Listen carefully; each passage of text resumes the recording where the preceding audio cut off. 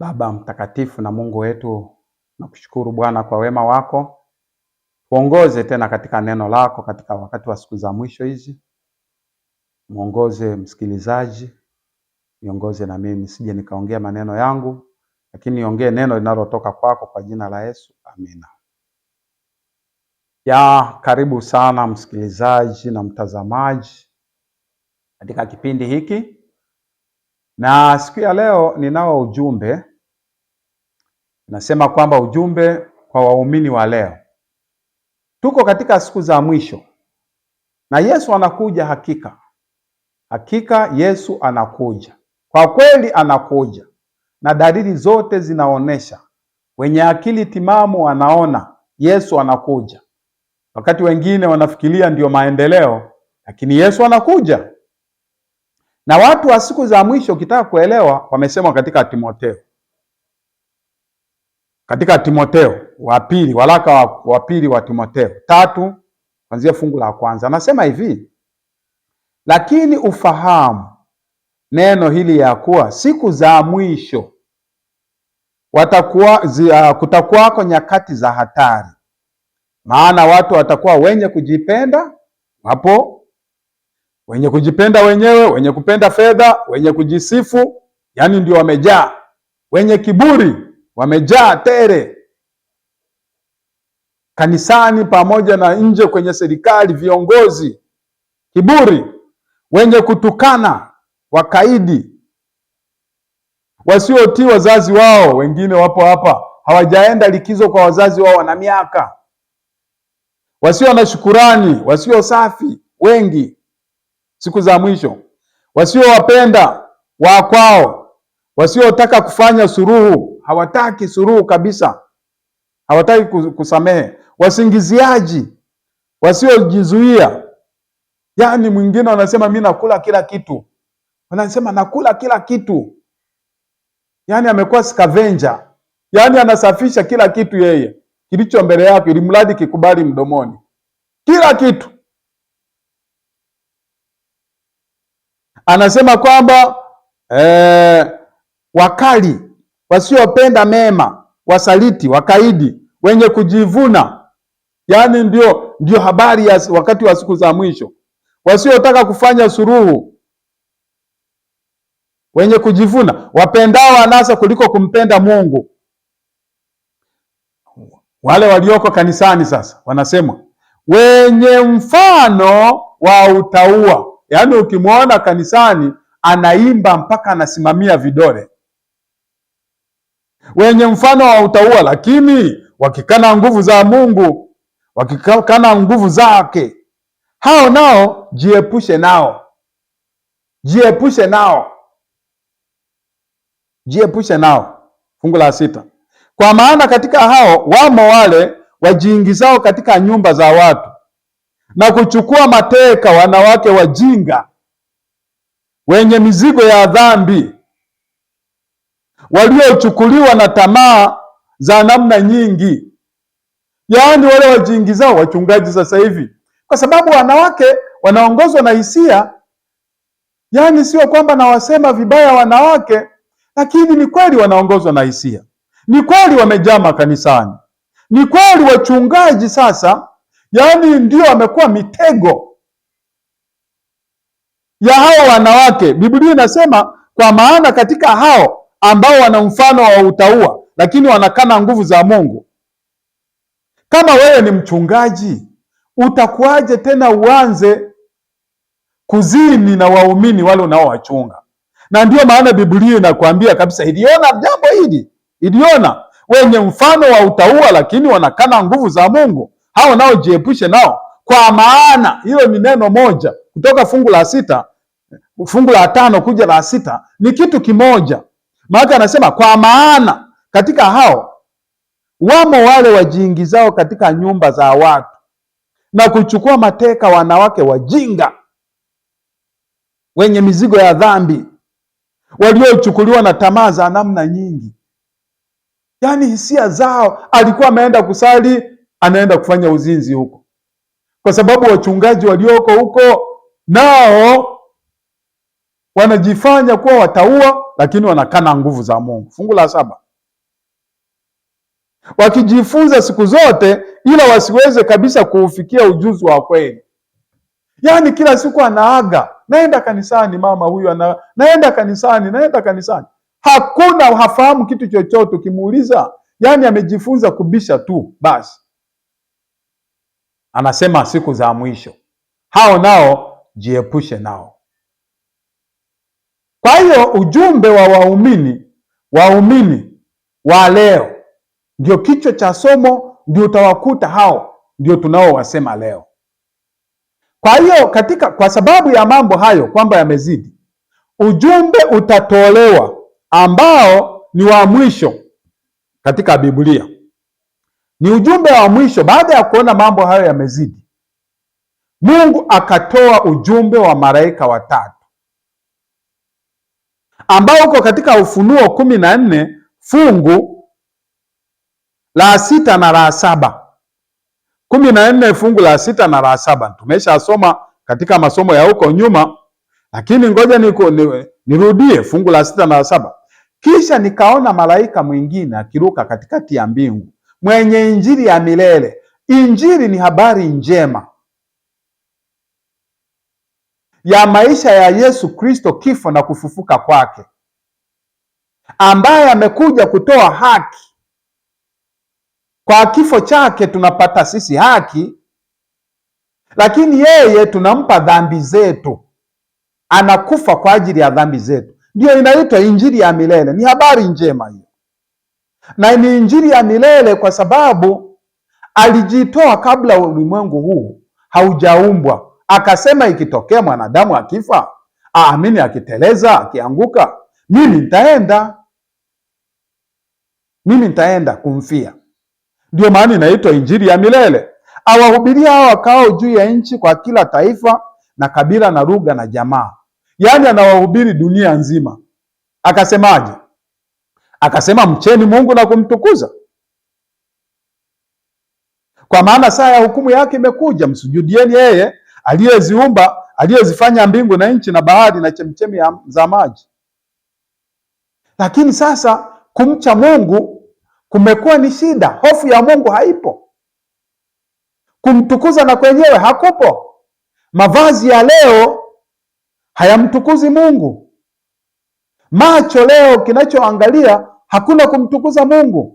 Watu wanakuja kanisani mpaka na simu wanaangalia mambo ya ajabu ndani ya kanisa. Hamna utukufu, watu hawana hofu. Kwa kweli huu ni uhusiano muhimu katika wakati wa siku za mwisho, katika theolojia wakati za mwisho. Watu wa Mungu ambao umekuja ili kuwaonya kwamba warudi kwenye mstari, wamche Mungu na kumtukuza. Ni ujumbe wa malaika yule wa kwanza. Wako malaika watatu. Ni ujumbe wa mwisho kabisa huo. Ni ujumbe ambao wala haubembelezi. Kwa sababu tumeziona pale tabia za watu wa siku za mwisho. Tumeona watukanaji, wasiowapenda wakwao, wasingiziaji, wenye kupenda pesa, wenye mfano wa utauwa, huku wakinyemelea katika nyumba za wanawake wajinga ambao wanaenda kusali kwa hisia. Biblia imesema hiyo.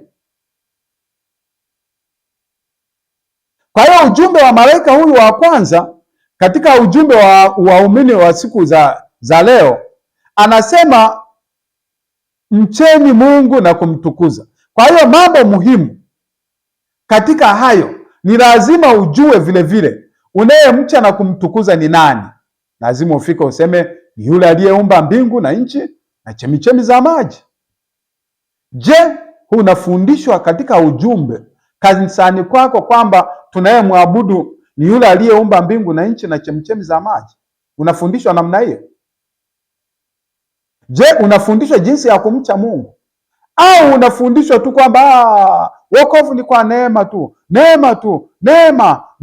neema ni Yesu Kristo, ndio kwa imani. Lakini unapofundishwa neema, lazima ufundishwe kumcha Mungu. Hauwezi ukafundishwa neema tu halafu usifundishwe kumcha Mungu. Hebu tuone kumcha Mungu ni kufanyaje? Kumcha Mungu ni kufanyaje? Manake wengine wamekalia kusema neema, neema, lakini je, wanamcha Mungu? Hebu tuende katika Mithali 8. Mithali 8 fungu la 13, anasema kumcha Bwana ni kuchukia uovu. Ni kuchukia uovu. Unauchukia uovu? Kiburi na majivuno na njia mbovu na kinywa cha ukaidi pia nakichukia. Uovu, transgression. Na uovu huo uko katika kukiuka amri za Mungu. Amri za Mungu nazijua? Ili uweze kumcha Mungu, unazijua? Unazijua hizo amri? Haya, unakuja kumtukuza. Kumtukuza lazima ufahamu. Yaani kumtukuza ni yule mtu anayekaa katika utii, anaendana na yale masharti ambayo Mungu anatoa, ana produce utiifu, obedience. Huyo ndiye anayemtukuza. Na wengine wanafikiria kumtukuza ni yule kurukaruka na kupiga kelele makanisani. Huko sio kumtukuza, huko sio kumtukuza kunakosemwa. Sawa, kumtukuza kwa njia ya nyimbo ni sehemu ya ibada ambayo, angalia mbinguni wanakosema hawana maneno, yani wanamtukuza siku zote, miaka yote. Biblia inasema yani nyimbo zao hawataji maneno hata zaidi ya 10. Wanasema mtakatifu, mtakatifu, mtakatifu. Ndio anamtukuza Mungu. Wewe ni Mungu, wewe ni Mungu, mtakatifu, mtakatifu, mtakatifu. Lakini leo kumtukuza Mungu amegeuza watu kuja kubinuka kanisani. Mambo muhimu katika ujumbe wa waumini wa wakati wa siku za leo ni wito wa ulimwengu kwa kila taifa, lugha na jamaa. Ni injili ya milele, ni onyo kabla ya kuja kwa Yesu mara ya pili. Inahitaji hofu, kumcha Mungu, fear God, heshima, utii, kumpa Mungu utukufu, kuonyesha tabia yake. Lazima produce tabia yake, lazima produce tabia yake. Lakini una produce kwa nani hiyo tabia yake? Kwa muumbaji. Muumbaji ni yupi? Yule aliyeumba mbingu na nchi. Aliyeumba mbingu na nchi ni yupi? Ishara yake ni Sabato. Na kwa nini unafanya hivyo? Kwa sababu saa ya hukumu yake imekuja, imefika. Wakati wa kufanya saa ya hukumu na kuonyesha kudai haki yake ni sasa, kwa sababu mlango wa rehema utafungwa, na utakapofungwa mwenye kudhulumu ataendelea kudhulumu. Mwizi ataendelea kuiba, mzinzi ataendelea kuzini, mwenye haki ataendelea kufanya haki, mwenye kujitakasa ataendelea kujitakasa. Saa iko ukingoni, saa iko ukingoni. Kwa hiyo sasa ni wakati wa maandalizi, na ndiyo maana kanisa hili la wakati wa sasa, kwenye mtiririko katika ufunuo alivyoonyeshwa, nimekwambia kwamba kanisa lako, je, ni kanisa lenye roho ya unabii? Linaongozwa na roho ya unabii? Kanisa linaloongozwa na roho ya unabii lazima lifahamu wakati huu tulionao ni wakati wa Laodikia, kanisa la mwisho. Kwenye mtiririko ule wa makanisa aliyoonyeshwa Yohana, alionyeshwa mtiririko, vipindi vya makanisa kuanzia wakati ule alipoonyeshwa mpaka mwishoni, na leo tuko katika kanisa la Laodikia, na ndio kanisa la mwisho. Na kweli ukiliona kanisa la Laodikia unaona kabisa kwamba tunafanana nao. Hebu tulione, utaona kwamba ukiongozwa na roho ya unabii unakuwa na uhakika kwamba ni namna gani. Hebu liangalie kanisa la Laodikia ambalo tupo sasa hivi.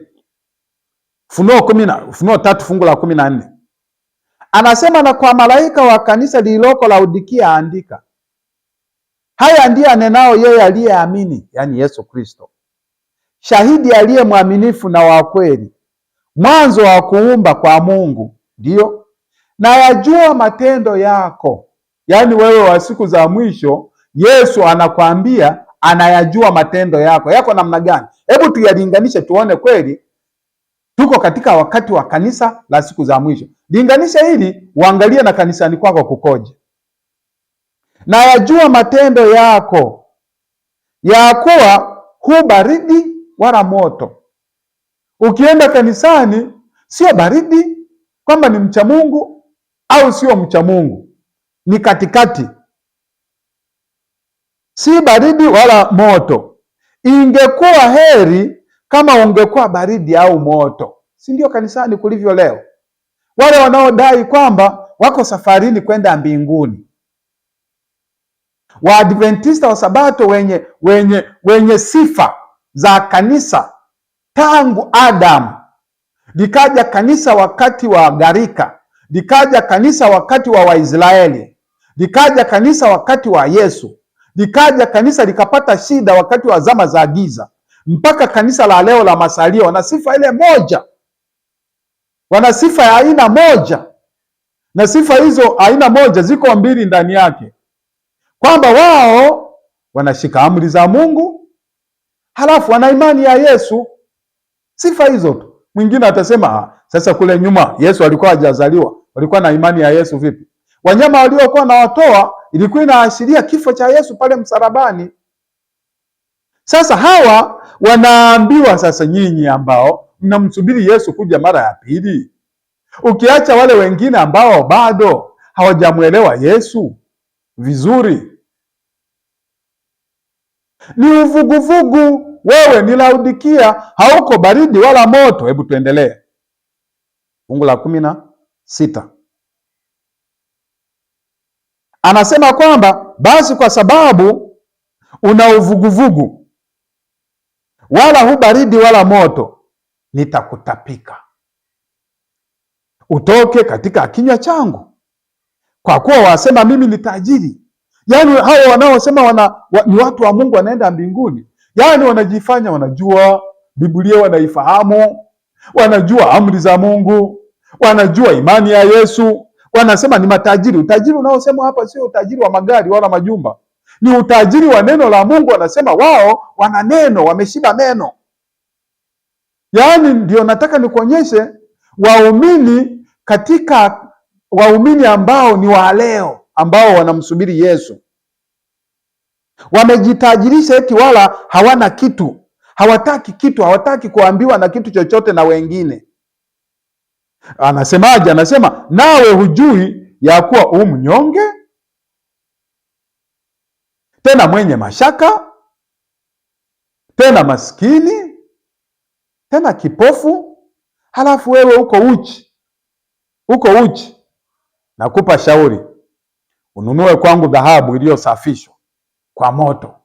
Dhahabu iliyosafishwa kwa moto ni imani. Hawa watu wamepungukiwa na imani, wanajifanya tu kwamba wao ni vuguvugu, halafu wanajifanya eti ni tajiri, kwamba wanajua maandiko, kwamba wao wanamjua Yesu, kumbe ni maskini wanyonge, yaani hawana kitu chochote. Yesu anasema nakupa shauri, nunua dhahabu iliyosafishwa kwa moto, imani. Wamepungukiwa na imani hawa watu, wamepungukiwa na imani. Tusiwacheke, wamepungukiwa na imani.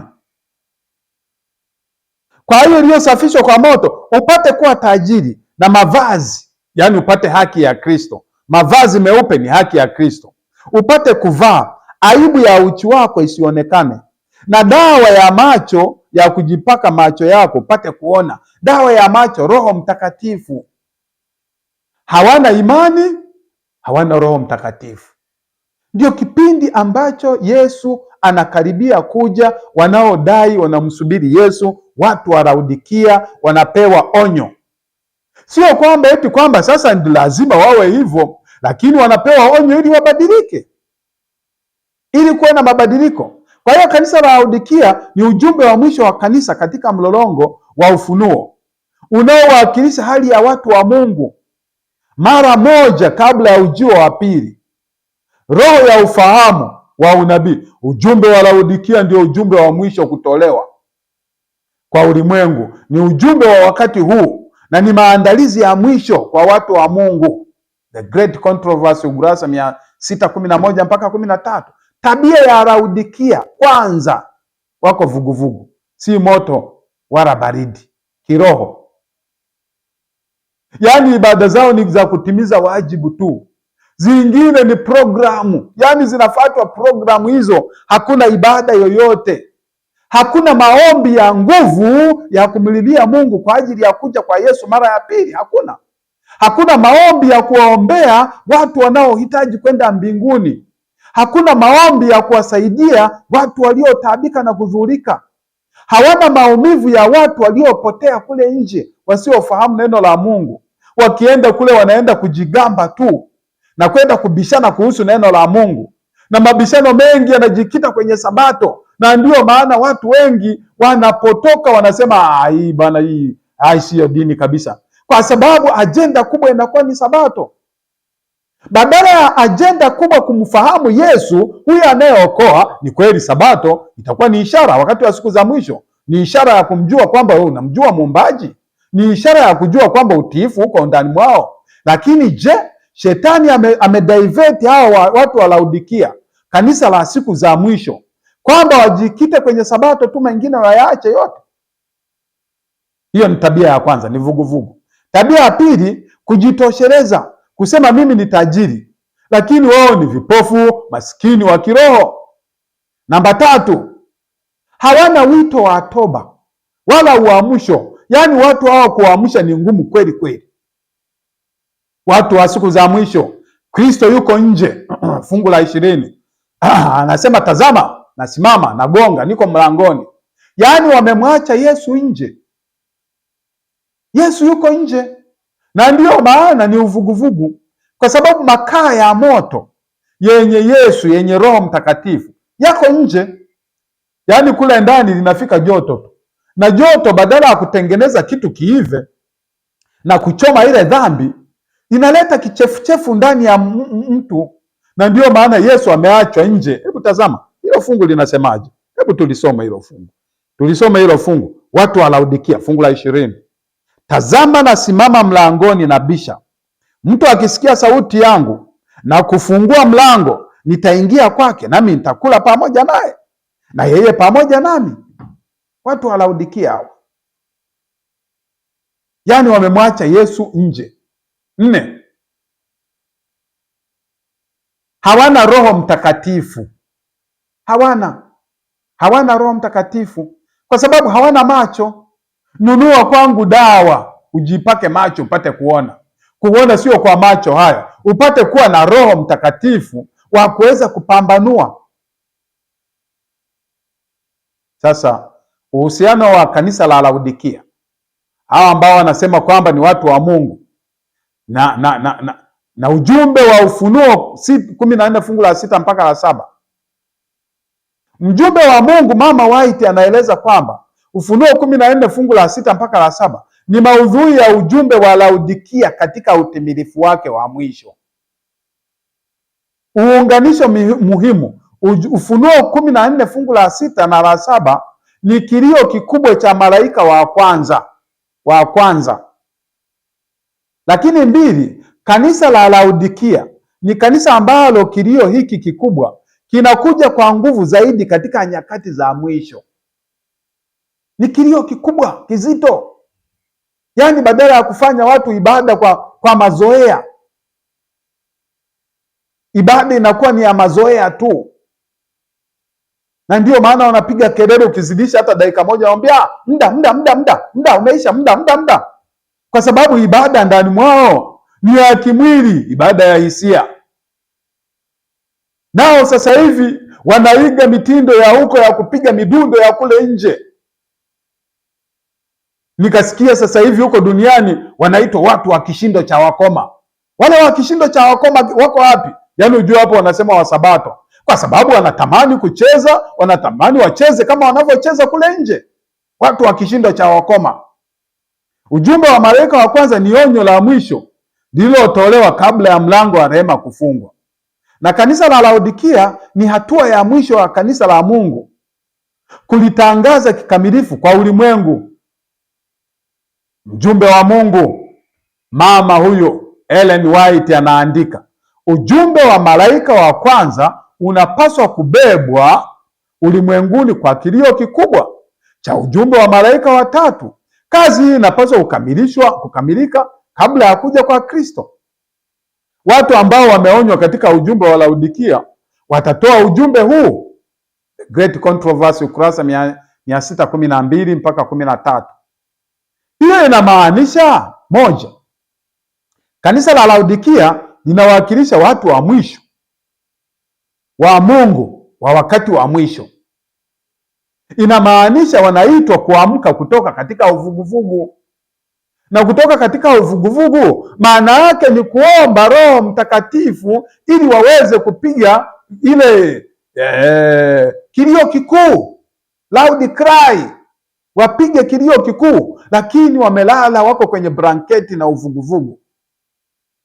Watu wa kanisa la leo, uamsho wao utahuisha kutangaza injili ya milele ya Ufunuo 14 fungu la 6 mpaka la 7 kwa ulimwengu wote. Kwa kweli Ufunuo 14 fungu la 6 na la 7 yaliyomo kwenye ujumbe wa Laodikia. Kanisa la Laodikia ni mjumbe wa onyo. Onyo hilo, wakati watu wa Mungu wanapoamka katika siku za mwisho, kwanza wanatubu, wanakubali huo ujumbe, na wanaamka wanaenda kupiga kelele kwa kilio kikubwa sana. Na wanapopiga kilio kikubwa sana, mvua ya masika, Roho Mtakatifu anamwagwa ili kuwakamilisha. Na anapowakamilisha wataingia katika sehemu ambazo kwa nguvu zao wasingeingia. Kwa hiyo kunatokea kilio kikubwa na kuandaa ulimwengu kwa ajili ya kurudi kwa Kristo mara ya pili. Kuandaa kwa ajili ya Kristo mara ya pili. Lakini sasa ujumbe huu unataka kwanza ujihoji mwenyewe. Jihoji mwenyewe, mtu mmoja mmoja ajihoji, mimi niko namna gani? Hali yangu iko vipi? Ukijifahamu hali yako, badala ya kujitegemea mwenyewe, mtegemee Kristo afanye kazi ndani mwako. Na akishafanya kazi ndani mwako, maana yake wewe anaruhusu umtukuze. Humtukuzi kimwili, unamtukuza sasa, tabia yake inaonekana kwako. Hapo ndipo yale matukio ya mwisho yanatokea kwako. Yanatokea kwako. Inapotokea tabu ya Yakobo, kuna shida kwa sababu muhuri utaupata, alama ya Mungu ambao utakuwa na utiifu, ni pamoja kwamba sabato haitakuwa mzigo kwako. Mvua ya masika, Roho Mtakatifu atamwagwa kwako. Utaenda kwa kilio kikubwa kueneza injili. Utapiga kelele, wala sio maneno mengi wala ya kupanga, ni kuambia Yesu tu kwamba Yesu anakuja na yuko karibu na ndiyo kitu tulichobaki kufanya nacho sasa hivi. Mjumbe Ellen White anasema kabla ya kuja kwa Bwana kutakuwa na harakati kati ya watu wa Mungu inayolingana na ujumbe wa Laodikia. Kanisa litakuwa na bidii safi, limejazwa na Roho wa Mungu na limevikwa haki ya Kristo. Ndipo onyo la malaika wa kwanza litatolewa kwa nguvu kubwa. The Great Controversy, ukurasa 614. Kwa sababu watu watakuwa wamesikia onyo hili. Wapo watakaosikia, watakaozembea wapo. Hata watakaosikia ujumbe huu, wengine watazembea, wengine watajiweka tayari. Ujumbe wa malaika wa kwanza, kumcha Mungu, mpe utukufu, maana saa ya hukumu imefika, sio ujumbe wa kihistoria, ni ujumbe wetu leo, linalowakilishwa na Laodikia. Na specifically kanisa hili linalowakilishwa na Laodikia ni kanisa ambalo vile vile Waadventista wa Sabato wamo, ambao wana sifa za kuwa na amri za Mungu zote. na amri za Mungu zina kiwakilishi. Kiwakilishi chake ni Sabato, kwa sababu Sabato ina muhuri, ndio inaeleza Mungu, jina la Mungu, cheo chake muumbaji, na kazi yake na sehemu anayokaa, mbingu na nchi. Yaani ni muhuri unaoonyesha. Sasa wana hizo sifa, halafu na imani ya Yesu. Imani ya Yesu, Yesu Kristo ndiye anayeokoa. Ile tabia haiokoi, lakini tabia ina umuhimu. Wanaokolewa, Yesu anaokoa wenye tabia ya Yesu. Sasa watu wengine wanakataa tabia ya Yesu, wanasema amri bwana, hapana, amri ziligongomewa msalabani, ziliishia msalabani. Sasa utaokolewa una tabia ipi? Tabia ndiyo zinakuwa determined na amri, tabia. Hata ukisema upendo, kuna wengine tu wanakwepa ile kusema usizini, usiibe, sijui usifanye nini. Wanasema yani tabia, amri ni mbili tu, mpende Bwana Mungu wako na mpende jirani yako. Ukimuuliza, hebu nionyeshe kumpenda Mungu kukoje, au kumpenda jirani kukoje? Unampenda kumfanyaje? Unamfanyaje? Lakini ukiniambia mimi unionyeshe kwamba mpende Bwana Mungu wako, nitamwambia nashika maagizo yake, sina miungu mingine, sina sanamu, sihitaji jina lake la bure, nafuata maagizo. Maana yake ninakwenda katika kama alivyoamuru kwamba nikumbuke siku ya Sabato. Ni agizo lake alilolisema kutoka kwenye kinywa chake, sijapingana nalo. Haya, na jirani yangu simzini, simwambii uongo, sifanyi hivi na hivi, na kutajia hayo yote hayo. Sasa wengine wanasema kule tusiende, utatuaibisha kule. Ni kumpenda tu, unatafuta namna ya kumpenda. Unatafuta namna ya kumpenda vipi Mungu? Yaani namna ya kumpenda ni mpaka uyataje hayo, na ukifika hapo ndio utakapojikwaa unaanguka chali, kwa sababu unajikuta hapa nimempendaje hapa? Mbona wanadamu wamebadilisha hii ya sanamu hapo, naabudu sanamu? Mbona binadamu wamebadilisha Jumapili? Sawa, Jumapili kwa kweli Yesu alifufuka, ni nzuri, lakini sasa ndiye alituambia tuweze, imetengwa, imetakaswa. Maana wengine wanasema, nani alikwambia uabudu? Alipotenga kwamba akastarehe, alikwambia uabudu? Alitakasa. Nenda kwenye dictionary uone kutakasa ni nini.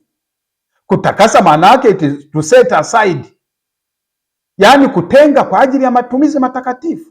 Matumizi matakatifu ni nini? Ndio kutakasa. Kwa hiyo siku ya Sabato akaibariki, akaitakasa. Jumapili haijabarikiwa na kutakaswa, ila Yesu alifufuka, tunaifahamu, na mimi naiheshimu kwamba kwa kweli alifufuka Yesu siku ya Jumapili, fine. Lakini tusitafute kitu kizuri kuvunja amri za Mungu. Yaani unatafuta kitu kizuri ili uvunje amri za Mungu. Kufufuka kwa Yesu ni kuzuri ili tuvunje amri za Mungu? Never, hapana, haiwezekani. Kwa hiyo kanisa la mwisho ndio litakuwa hiyo, litawakilishwa na Laodikia.